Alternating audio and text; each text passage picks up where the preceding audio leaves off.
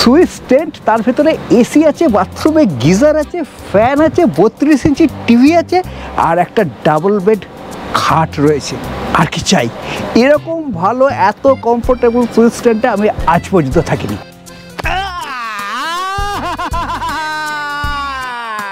যারা বলে বকখালি থেকে সমুদ্র আছে, বকখালিতে দুটো সমুদ্র, এটা হচ্ছে ছোট সমুদ্র আর এই দূরে দেখা যাচ্ছে বড় সমুদ্র। আমরা কিন্তু জম্বুদ্বীপে পৌঁছে গেছি। দারুণ লাগবে, মানে বাচ্চাদের খুব ভালো লাগবে, বড়দের তো ভালো লাগবেই।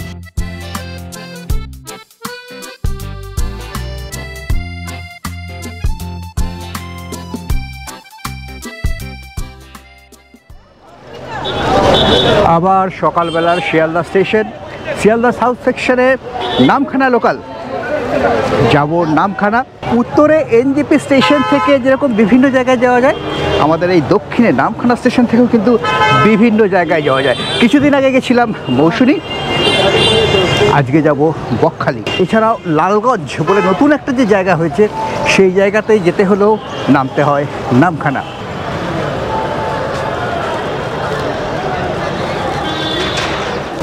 এই হচ্ছে সাউথ সেকশন। শিয়ালদা থেকে নামখানা লোকাল ধরে নামখানা নেমে সেখান থেকে অটো, টোটো, ম্যাজিক গাড়ি বা বাসে করে যেতে পারেন বকখালি। আবার ধর্মতলা থেকে সরাসরি বাস ধরেও আপনারা পৌঁছে যেতে পারেন বকখালি। ধর্মতলা থেকে বকখালি যাওয়ার সরকারি বাসের সময়সূচি আমি দিয়ে দিলাম। এই হচ্ছে শিয়ালদা সাউথের টিকিট কাউন্টার। তবে আমাদের টিকিট অলরেডি সুরজিৎদা কেটেছে, সুরজিৎদা কেটে ভেতরে রয়েছে। তাহলে আমরা চলুন ভেতরে একবারে চলে যাই। টিকিট কেটে 15 মিনিট আগে এসে হাজির হয়ে গেছে। শিয়ালদা থেকে নামখানা যাওয়ার জন্য সকাল 7:14 যে নামখানা লোকাল আছে সেটা ধরতে পারলে সব থেকে ভালো হয়, কিন্তু আমাদের পক্ষে 7:14টা ধরা একটু অসুবিধা। আমরা 9:16 যে নামখানা লোকাল সেটা ধরবো। আপনারা যারা অ্যাপে টিকিট কাটবেন তারা কিন্তু এই 9:16 নামখানা লোকাল বলে কোনো লোকাল পাবেন না, কারণ এই লোকালটা শিয়ালদা থেকে প্রথমে যায় লক্ষ্মীকান্তপুর, লক্ষ্মীকান্তপুরে তারপরে কিছুক্ষণ দাঁড়ায়, তারপরে লক্ষ্মীকান্তপুর নামখানা লোকাল হয়ে আবার নামখানা পর্যন্ত যায়। এই ট্রেনটার নাম্বার হলো 34,724। আবার এই ট্রেনটাই লক্ষ্মীকান্তপুর থেকে 34,922 হয়ে লক্ষ্মীকান্তপুর নামখানা লোকাল হিসাবে যাবে। আমাদের কিন্তু ট্রেন থেকে নামতে হবে না, আমরা ওই ট্রেনেই বসে থাকবো, জাস্ট ট্রেনটার নাম্বারটা শুধু চেঞ্জ হবে। 18 নম্বরে দিয়েছে 34,724 শিয়ালদা নামখানা লোকাল।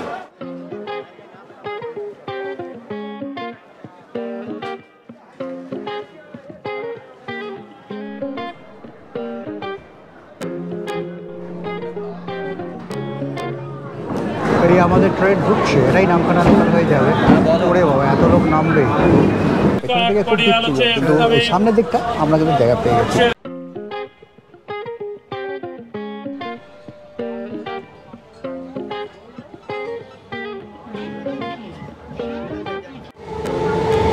রোদ আছে, আমরা এই পাশটায় বসলাম, রোদ আছে, তবে কিছুক্ষণ পরে রোদ হয়তো মাথার উপরে উঠে যাবে। এখন তো 9:30 বাজছে। সকালবেলায় আমরা বেরিয়েছি, 5:30টায় উঠেছি, হালকা কিছু খেয়েছি, সে খাবার কখন হজম হয়ে গেছে। ক্রিম রোল নিয়ে এসেছি, ছোটোবেলায় সেই ক্রিম রোল পাওয়া যেত, সেই ক্রিম রোল নিয়ে এসেছি। ভালো কথা, এই চন্দননগরের বেকারির প্রোডাক্ট, দারুণ। বারুইপুর এসে গেল, বারুইপুর মানে মনে পড়ে যায় বারুইপুরের ফেয়ার।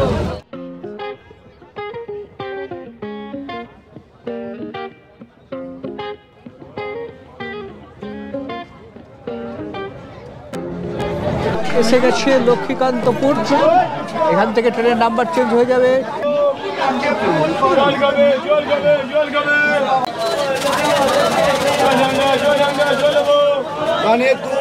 ফুল আর বাদাম হবে বিউটিফুল পুষ্পা,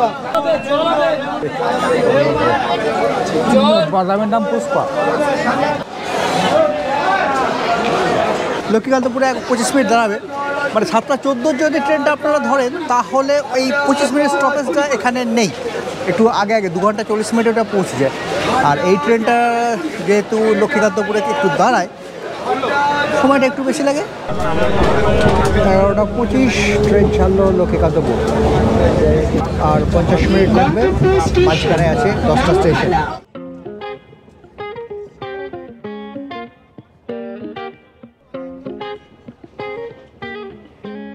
শসা, কচি শসা, কচি শসা 10 টাকা পিস। শসাগুলো কিন্তু সত্যিই কচি আছে, ভালো।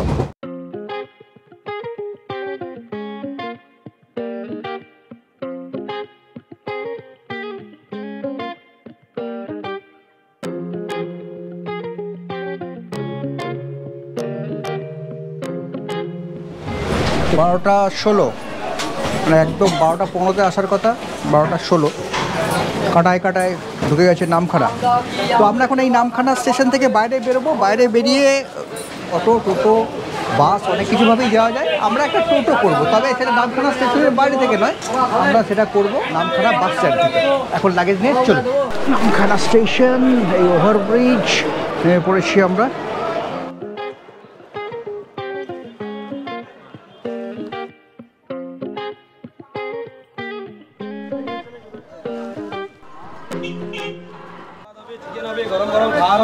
তো আমরা স্টেশনের এখান থেকে অটো করব না, স্টেশন থেকে অটো 400 টাকা, 350 টাকা টোটোর ভাড়া বলছে। আমরা একটু হেঁটে স্ট্যান্ডে যাব, স্ট্যান্ড থেকে গিয়ে আমরা অটো করে নেবো। অটো করলে তাড়াতাড়ি হবে।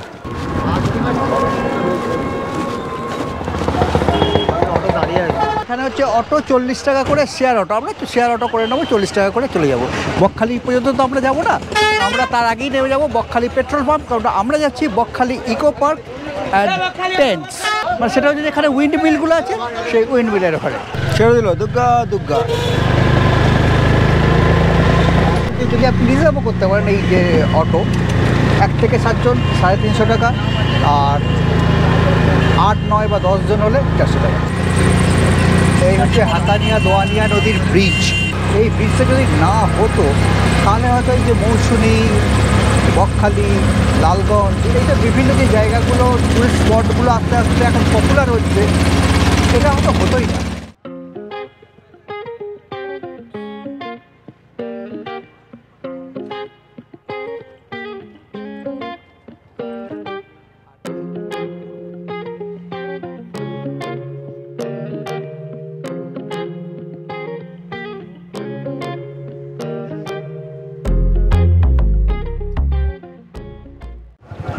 Bakkhali eco park and tents এসে গেছে আমাদের destination. Bakkhali eco park and tents, room starts from 899।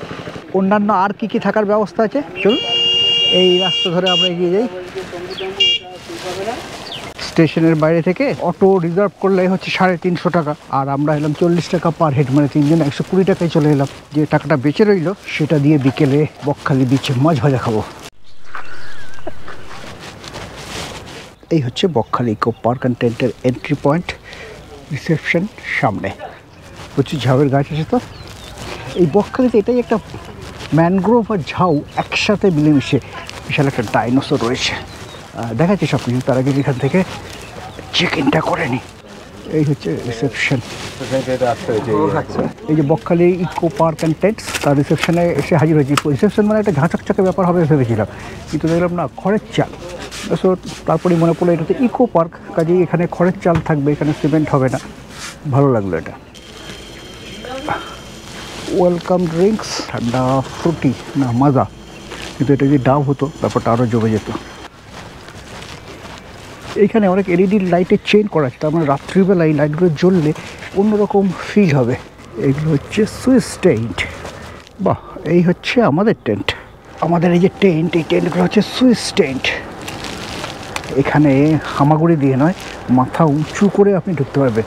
দুর্দান্ত টেন্ট, মানে সুইস টেন্টে আমি তো আগে থেকেছি, কিন্তু এই প্রথমবার আমি কোনো সুইস টেন্টে থাকছি যেখানে এসি লাগানো আছে এবং সেই এসিটা কাজ করছে। এখন দুপুরবেলা রীতিমতো গরম, মানে এখন প্রায় 1টা 1:30 বাজছে, তো এসিটা চালিয়েছি, হেভি লাগছে। তার সাথে কিন্তু এখানেও একটা ফ্যান দেওয়া আছে, যেভাবে এটা কন্ট্রোল করা যায়। টিভি একটা সেটা আছে, টিভি আছে ওটা, কিন্তু সেটা কতটা কাজ হবে জানি না। এই যে সুইচ টেন্ট, এগুলো তো আপনারা এখন জানেন, এইগুলো কিন্তু জানলা, এইগুলোকে দরকার মতো খুলে দেওয়া যায়। এটা হচ্ছে এসি, এসিটাকে দেখাই, একটা উইন্ডো এসি লাগানো আছে। এসি ঠান্ডা হাওয়া আসছে, আমি জানি না ক্যামেরাতে তার ঠান্ডাটা যাবে না। দুর্দান্ত দুর্দান্ত। জিনিসপত্র রাখার জন্য এখানে একটা টেবিল দেওয়া আছে, এবং টেবিলের উপর দেখতে পাচ্ছি টাওয়েল রাখা আছে। একটাই টাওয়েল আছে, আমরা 2 জন, তাহলে সেই হিসেবে আরেকটা টাওয়েল পেলে ভালো হতো। ওয়েলকাম ড্রিঙ্কস হিসাবে যেটা মজা দেওয়া হয়েছে সেটা তো আপনাদের আগে দেখিয়েছি, তার সাথে কমপ্লিমেন্টারি 1 বোতল করে জল, পার টেন্ট পিছু 1 বোতল করে জল এখানে থাকে। আর একটা জিনিস আমি ভালো দেখতে পেলাম, সেটা হচ্ছে যে এখানে জিনিসপত্র ঝুলিয়ে রাখার জন্য, ব্যাগটা গেঞ্জি জামা কাপড় ঝুলিয়ে রাখার জন্য এখানে তো হ্যাঙ্গার ফিট করা অসুবিধে, তো এখানে এটা বেশ একটা ইউনিক আইডিয়া, ইকো ক্যাম্প, তার সাথে এটা ম্যাচিং, থিমটা পুরোপুরি ম্যাচিং হয়েছে। এটা কাঠের, তার মধ্যে এরকমভাবে এই ডান্ডাগুলো লাগানো রয়েছে, বিভিন্ন জিনিস এখানে আপনি ঝুলিয়ে রাখতে পারবেন। উপরে 2টো লাইট আছে, দুপাশে 2টো লাইট আছে। বিছানাতে কম্বল একটা দেওয়া আছে, খুব মোটা কিছু নয়, পাতলা কম্বল। এখানে সমুদ্রের ধারে খুব একটা ঠান্ডা তো পড়ে না, কম্বল আমাদের হয়তো লাগবে না। বালিশ 2টো দেওয়া আছে। বেডশিটটা সব জায়গায় সাদা থাকে, এখানে কিন্তু মেরুন কালারের বেডশিট বেড কভার সবই মেরুন কালারের। কালার থিমটাও খারাপ না, খুব ভালো। একটা ডাস্টবিন আমি দেখতে পাচ্ছি, ওই দিকে একটা ডাস্টবিন রাখা রয়েছে। আর বাথরুমটা দেখিয়ে দিই, এই যে এখানে এই চেন দেওয়া আছে, এই হচ্ছে বাথরুম। বাহ ছকছকে টাইলসগুলো। ও, ওখানে গিজারও রয়েছে, কম্পশনের গিজার আছে, আয়না এখানে রয়েছে। বেসিনটা হচ্ছে ছোট্ট বেসিন, কমোড আছে, সিস্টার্ন আছে। শাওয়ার কি আছে? না, শাওয়ার নেই, শুধু শাওয়ারটা ছাড়া বাকি সমস্ত কিছু আছে। দুর্দান্ত। বাথরুমের ভিতরে যে আলোটা সেটাও দারুণ, দুর্দান্ত।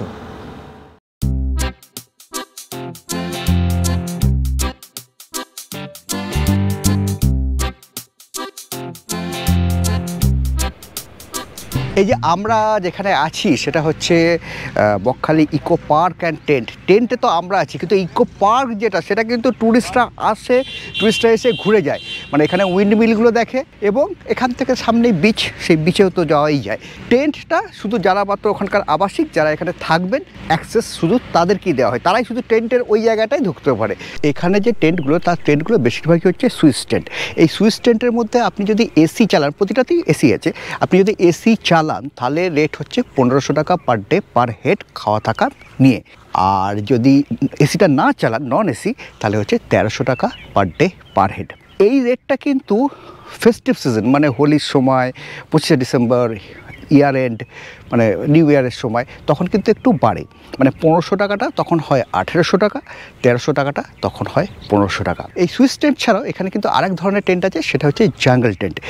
সুইস টেন্টের ভিতরে তো খাট আছে, আপনি খাটে শুতে পারবেন। জাঙ্গল টেন্টগুলোর কিন্তু মেঝেতে ম্যাট্রেস দিয়ে দেওয়া হয়, ম্যাট্রেসে শুতে হয়। আর সেই টেন্টগুলোর রেট হচ্ছে 900 টাকা করে। তো এরকম একটা জাঙ্গল টেন্ট, সেটাও আপনাদের দেখাচ্ছি। জাঙ্গল টেন্টগুলো ফেস্টিভ সিজনে ওই 900টা বেড়ে 1000, 1100 এরকম একটু হয়। আপনারা যখন আসবেন, আমি বুকিংয়ের নাম্বার দিয়ে দিচ্ছি, সেই নাম্বারে যোগাযোগ করে আসবেন। এক্স্যাক্ট সেই সময় কত রেট সেটা আপনারা জেনে যাবেন। এই প্যাকেজের মধ্যে খাওয়াটা ইনক্লুড থাকে। খাওয়া বলতে হচ্ছে সকালে বেড টি, তারপর breakfast, lunch, evening snacks, pakora, মুড়ি এসব দেওয়া হয়, সেই সময় আরেকবার চা দেওয়া হয়, আর রাতে ডিনার। বেড টিতে তো চা বিস্কুট দেওয়া হয়। ব্রেকফাস্টে 3 রকম অপশান আছে, butter toast, egg toast, Puri সবজি, আপনার যেটা পছন্দ সেটা খেতে পারেন। আর লাঞ্চে একটা মাছ থাকে, কাতলা মাছ থাকে, আর তার সাথে অনেক রকমের সবজি থাকে। সন্ধ্যাবেলায় ইভিনিং স্ন্যাক্সে থাকে মুড়ি, পকোড়া, তার সাথে চা। আর রাতে থাকে রুটি, তার সাথে চিকেন, বা ভাত খেলে তার সাথে চিকেন। বারবিকিউ যদি করতে চান, বারবিকিউয়ের রেটটা কিন্তু আলাদা। বারবিকিউয়ের রেট হলো 1 কেজি চিকেন 450 টাকা। কিন্তু এখানে আরেকটা অপশান আছে, সেটা হচ্ছে একটা গোটা মুরগি আপনাকে বারবিকিউ করে দেওয়া হবে, 1300 গ্রাম মতো সেটার ওজন হয়, সেটা হচ্ছে 750 টাকা। সেটা আপনার সামনেই ছাড়ানো হবে, সেটাকে বারবিকিউ করা হবে 750 টাকা।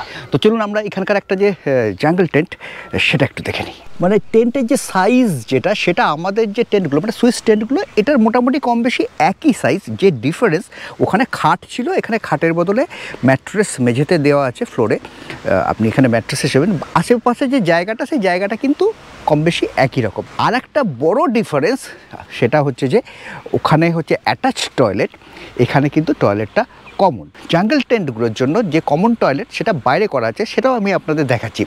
জাঙ্গল টেন্টের আর একটা সুবিধে, যেহেতু এখানে অ্যাটাচ টয়লেটটা নেই, কাজে এপাশের এই যে জিপটা যদি খোলেন, আপনি এই দিক দিয়েও কিন্তু এদিকে একটা ভিউ পাবেন। এই যে এই দিকের এই যে জিপটা যদি খোলেন, এই যে এখান থেকে বেরোলেই ওই টেন্টটায় আমরা আছি। এখানে এরকম প্লাগ পয়েন্ট করা আছে, এখানেও দুটো লাইটই দেওয়া আছে, একটা টেবিল ফ্যান এখানেও আছে, এসিগুলো এখানে এসি এখানে নেই। আমাদের ওখানে যেরকম একটা টেবিল দেওয়া আছে জামা কাপড় ঝোলানোর জন্য, একটা সুন্দর গাছের মতো করা আছে, গাছের ডাল থেকে ঝুলিয়ে দিতে পারবেন, সেই জিনিসগুলো কিন্তু এখানে নেই।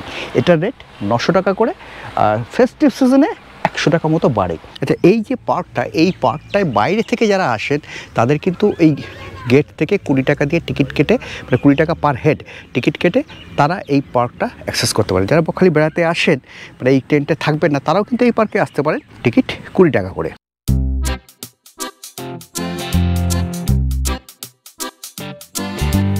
চান করে একবারে ফ্রেশ হয়ে গেছে, চলুন, খিদেও পেয়েছে, সেই সকাল 5টায় ওঠা, আগে খেয়ে আসি, তো তারপরে সাইট সিইং করতে যাব। এখানে অনেকগুলো সাইট সিইং আছে, তার মধ্যে একটা সাইট সিইং হচ্ছে উইন্ড মিল, আর সেই উইন্ড মিলের গোড়াতেই, একদম উইন্ড মিলের নিচেই হচ্ছে আমাদের এই ক্যাম্প। এই দিকটা হচ্ছে ডাইনিং এরিয়া, আর এ পাশে এইটা হচ্ছে, এটা তো গেট, গেটের পাশে এটা হচ্ছে সিকিউরিটি অফিস। এই দিকে হচ্ছে টেন্টগুলো পরপর রয়েছে, আর এ পাশটায় হচ্ছে ঝাউয়ের জঙ্গল।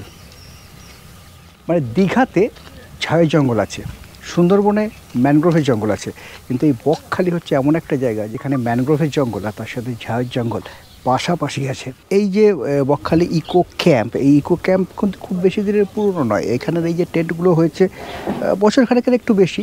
এখন এদের ডাইনিং এরিয়া যেটা, সেটা তৈরি হয়নি, কিন্তু খাওয়ার এখন যে বন্দোবস্ত আউটডোরে যেটা, সেটা কিন্তু দুর্দান্ত। আচ্ছা, এখানে একটা জিনিস বলে দিই, এখানে জিও পাবেন, এয়ারটেল পাবেন, আমার বিএসএনএলও আছে, তার সাথে বিএসএনএল কিন্তু পাওয়া যাচ্ছে না। ওয়াইফাই আছে, ফ্রি ওয়াইফাই, সেটা এখানে তার পাসওয়ার্ড সমস্ত কিছু লেখা আছে।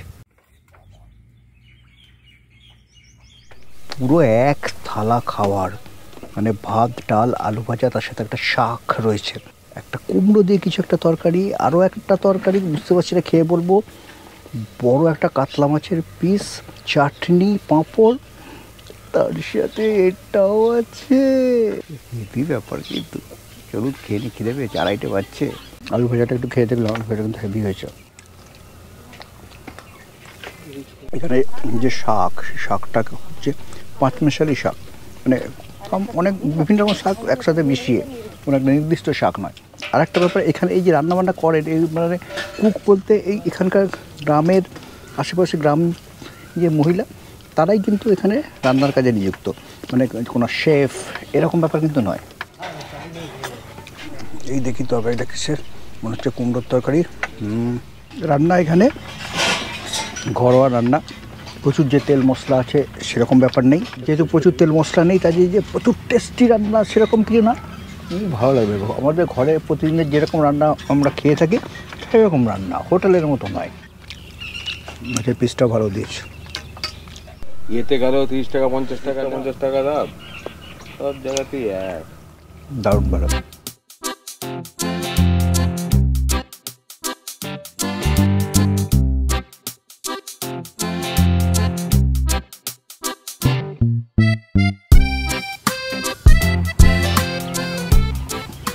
ক্যাম্পটা কিন্তু হেভি ক্যাম্প, হেভি ক্যাম্প নিয়ে কিরকম বাচ্চা বাচ্চা লাগছে, দারুণ লাগবে, মানে বাচ্চাদের খুব ভালো লাগবে, বড়দের তো ভালো লাগবেই। এই ঝাউ গাছের যে জঙ্গলটা, এই ঝাউ গাছের জঙ্গলটা পেরোলেই বিচ, যদিও এই বিচের এখানে যে পার্টটা, সেখানে কতগুলো জেসিবি মেশিন দিয়ে কাজ হচ্ছে, সরকার থেকে কিছু কাজ হচ্ছে। এই আপনারা যখন আসবেন, এই কাজটা কমপ্লিট হয়ে গেলে জায়গাটা আরও সুন্দর হয়ে যাবে। এখানে একটা দোলনাও আছে, দোলনায় দোল খাচ্ছি।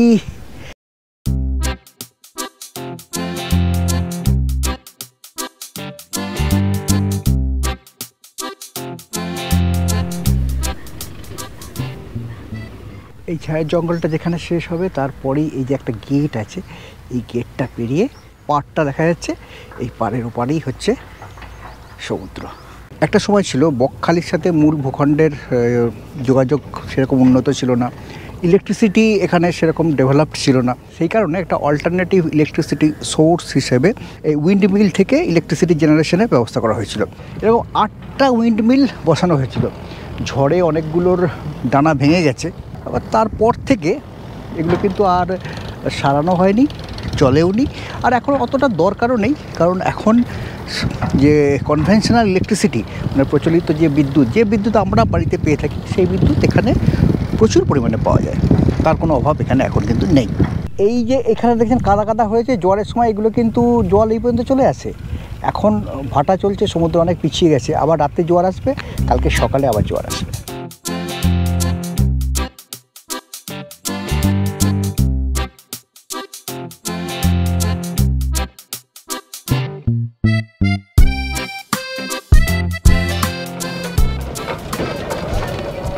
শুভঙ্কর আমাদের টোটো করে এই সব জায়গাগুলো ঘুরে দেখাবে। কি কি জায়গা আছে এখানে ঘুরে দেখার?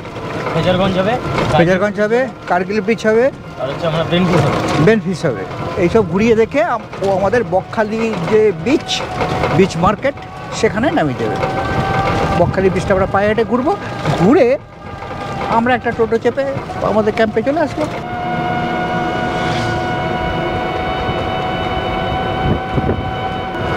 এই ফ্রেজারগঞ্জে ফ্রেজার সাহেবের যে বাড়ি, ফ্রেজার সাহেবের নাম থেকেই তো এই জায়গাটার নাম ফ্রেজারগঞ্জ। 120 বছর আগে এই জায়গায় ফ্রেজারগঞ্জ ছিলেন, যে বাড়ি বানিয়েছিলেন, এখানে বসবাস করতেন, তার নামই এই জায়গার নাম হয়ে ওঠে ফ্রেজারগঞ্জ।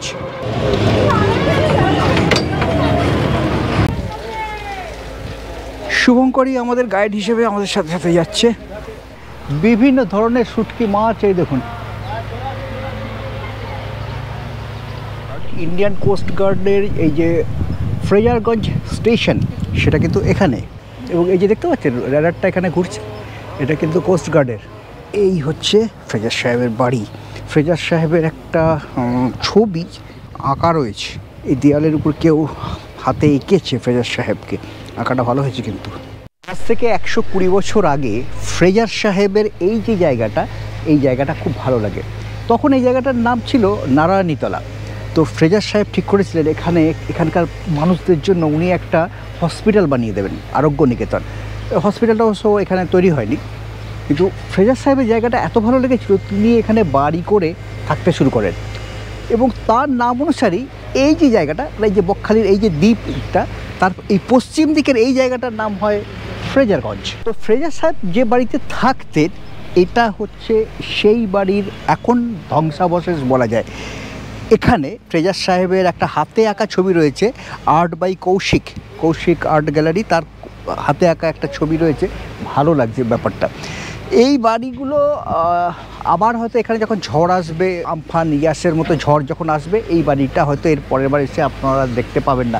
আগে আরও দুটো বাড়ি এখানে ছিল, সেগুলো কিন্তু অলরেডি ভেঙে গেছে, সেগুলো আর কিছু নেই। আগের বার এসেও আমি দেখেছি, সেগুলো এখন আর নেই। এটা হয়তো পরের বার এসে এটাকেও দেখতে পাবো না। তবে অনেকে বলে থাকেন ফ্রেজার সাহেবের আসল যে বাড়ি, সে বাড়ি কিন্তু এই বাড়িটা নয়, সে বাড়ি অলরেডি সমুদ্রের নিচে চলে গেছে। এটা ফ্রেজার সাহেবের দেওয়ানের বাড়ি। অত গভীর ইতিহাস সেটা আমার জানা নেই, কিন্তু আপনারা যদি এখানে আসেন, ফ্রেজারগঞ্জে আসেন, এই বাড়িটা একবার অবশ্যই দেখে দেবেন। বেশি দিন দেখার সুযোগও আপনারা কিন্তু এটা পাবেন না। এই ফ্রেজারগঞ্জ হচ্ছে বকখালির পশ্চিম দিকে। তো সেই সময় মানে ফ্রেজার সাহেবের সময় ধীরে ধীরে জনবসতি কিন্তু এই দ্বীপের দক্ষিণ অঞ্চলেও প্রসারিত হতে থাকে। সেই যে অঞ্চল, সেই অঞ্চলটাকে এখন আমরা জানি বকখালি হিসেবে। আর এই দ্বীপের পূব দিকে আছে আরেকটা আইল্যান্ড যার নাম হেনরি আইল্যান্ড। তো এই হেনরি সাহেব ছিলেন সেই সময়কার ব্রিটিশ সার্ভেয়ার। এই পুরো জায়গাটাকে তিনি সেই সময় সার্ভে করেছিলেন, তার নামে ওই দ্বীপটার নাম রাখা হয়েছে হেনরি আইল্যান্ড। আজকের দিনে এই বকখালি অঞ্চলে ট্যুরিস্টদের ঘুরে দেখার 3টে জায়গা, ফ্রেজারগঞ্জ, বকখালি এবং হেনরি আইল্যান্ড। আমরা এখন এসেছি ফ্রেজারগঞ্জে।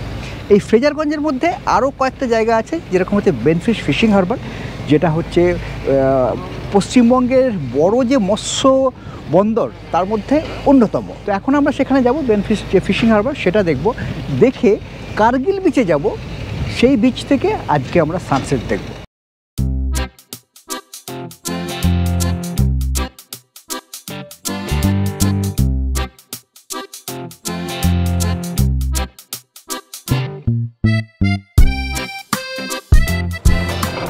এই কার্গিল বিচকে আমরা ফেলে রাখলাম, ফেলে রেখে এখন আমরা বেনফিশের যে ফিশিং হারবার সেই দিকে যাব।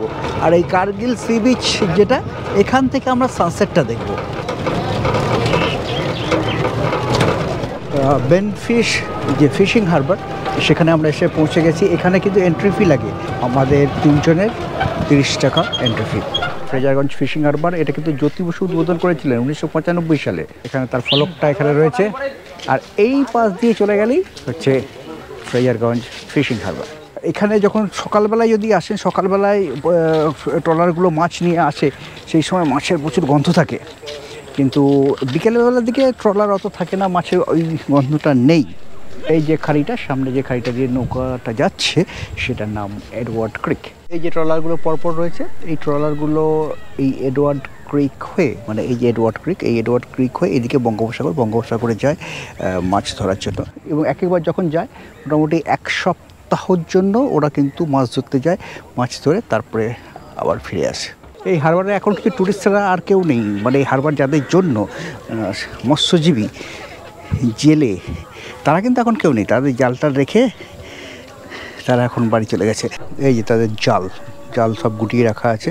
কাল সকালে তারা, যারা সমুদ্রে মাছ ধরতে গেছে, তারা কালকে সকালে ফিরবে মাছ নিয়ে। তখন সে এক এখানে হই কাণ্ড রই ব্যাপার।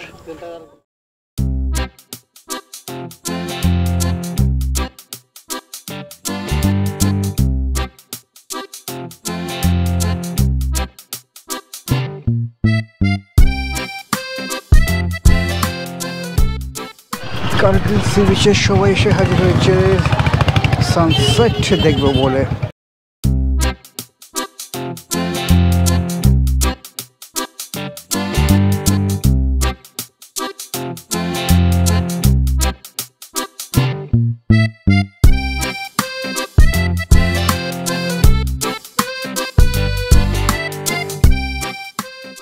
সূর্য আজকের মতো অস্ত গেল। আর সেই সূর্যাস্তের দৃশ্য কতজন কতভাবে যে ক্যামেরা বন্দি করলো, মোবাইল বন্দি করলো এই কার্গিল বিচে, সেটা দেখেই সময় কেটে গেল।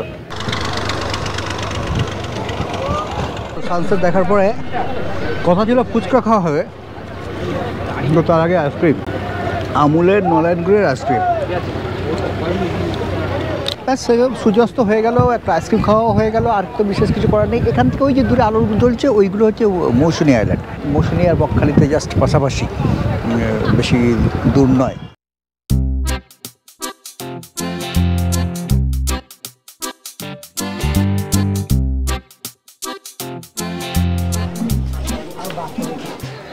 গ্রহরাজের মন্দির, কালী মন্দির। এই বকখালি সি বিচ যাওয়ার রাস্তা, দুপাশে দোকান। এখানকার সবচেয়ে বড় আকর্ষণ হচ্ছে সন্ধ্যেবেলা এখানে গরম গরম মাছ ভাজা। মাছ ভাজা খাবো বলে এসেছিলাম, ভুট্টা ভাজা খাচ্ছি। কী কপাল! বকখালির যে বিচ, সে বিচে যে জায়গাটা বাঁধানো, সেখানে যে দোকানগুলো আছে, সেগুলো হচ্ছে এই ঝিনুক টিনুক এসব দিয়ে তৈরি হাতের কাজের বিভিন্ন রকম জিনিসপত্র। তারপরে যে স্টলগুলো, ফার্স্ট রোতে কী থাকে? চায়ের গাড়ি আছে, ফার্স্ট চা, তারপরে আছে মাছের গাড়ি, তারপর ভুট্টা, আমাদের যে ভুট্টা, হ্যাঁ ভুট্টা, তারপর আপনার ফুচকা পাবেন, হ্যাঁ, তারপরে পাবেন পাপড়ি চাট, বাহ, তারপরে পাবেন আইসক্রিম, হ্যাঁ, লাস্ট চেয়ারে বসে, হ্যাঁ, চেয়ারে বসে খাবেন। বিভিন্ন রকমের মাছ আছে, আমি সব মাছ চিনি না।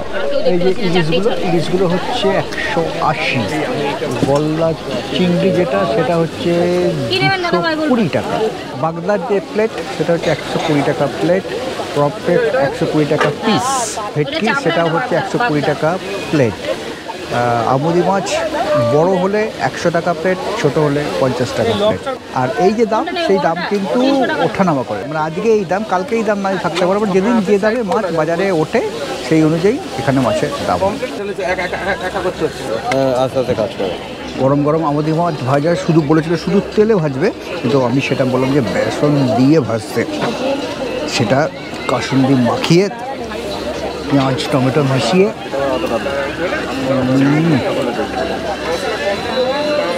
বকখালিতে সমুদ্র নেই, এই মাছ ভাজাটা সেই দুঃখটা ভুলিয়ে দেয়।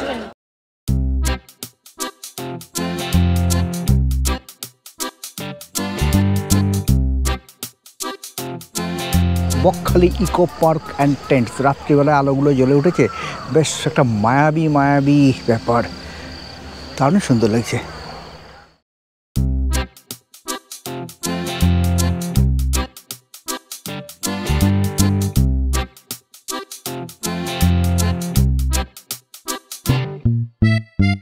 আমি টেন্টে এদিক থেকে ওদিকে ঘুরতে ঘুরতে এলাম, এসে দেখি স্ন্যাক্স এসে গেছে, পকোড়া এসে গেছে, চা এসে গেছে, মুড়ি তার সাথে পকোড়া, চা, বিস্কিট।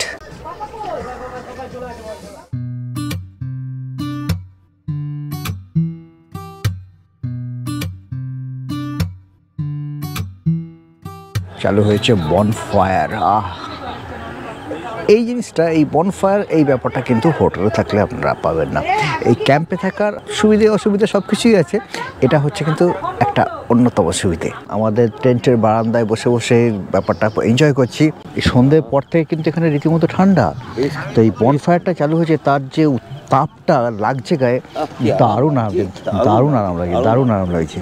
একটু পরে এখানে বারবিকিউ হবে, তার স্বাদটাও সেরকমই আরামদায়ক হবে বলে মনে হয়। দারুণ আরাম লাগছে। শুরু হয়ে গেছে বারবিকিউ।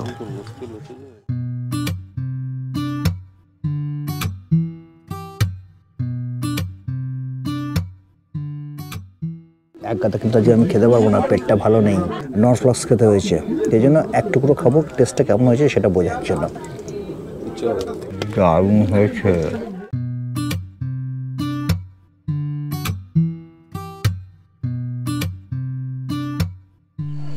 10:30 বেজে গেছে। রাতে আমার তো রুটি যা থাকে সব জায়গায়, এখানেও তাই, চিকেন, একটা মিষ্টি আছে। এই ব্যাপারটা খুব ভালো, এটা দেখাবার কিছু নেই, চটপট চটপট খেয়ে নিই, যে তাড়াতাড়ি শুয়ে পড়বো। সেই সকালবেলায় বেরিয়েছি।